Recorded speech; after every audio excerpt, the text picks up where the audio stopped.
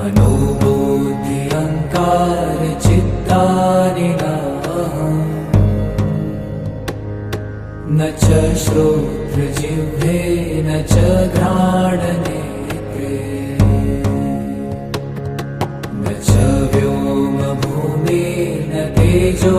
न वायु चिदानन्दरूप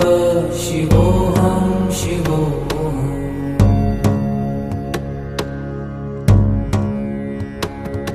न च प्राणसंज्ञो न वै पञ्चवायु न वा सप्तधातु न वा पञ्चकोश न वा पाणिपादं न चोपस्थपायु चिदानन्दरूप शिवोऽहं शिवोऽहम्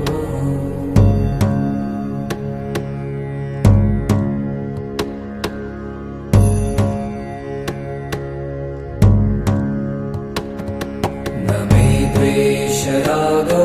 न मे लोभमोहौ मदो नैव मे नैव मात्सर्यभावः न धर्मो न चार्थो न कामो न मोक्षः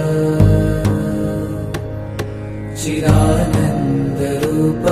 शिवोऽहं शिवोऽहम्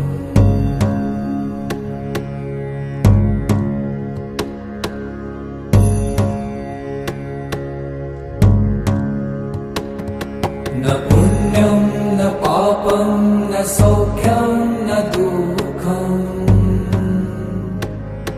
न मन्त्रो न तीर्थं न वेदा न यज्ञा अहं भोजनं नैव भोजं न भोक्ता चिदानन्दरूप शिवोऽहं शिवोऽहम्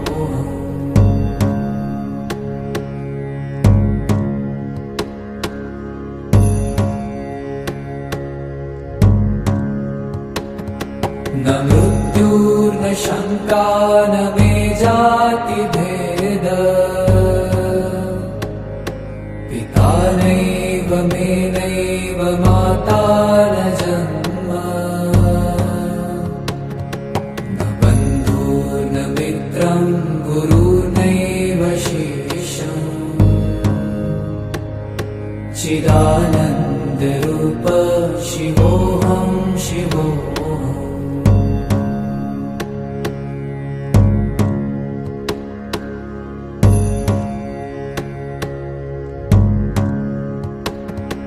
अहं निर्विकल्पो निराकाररूपो विभुत्वा च सर्वत्र सर्वेन्द्रियाणाम् न चासङ्गतं नैव मुक्तिर्न मेय चिदा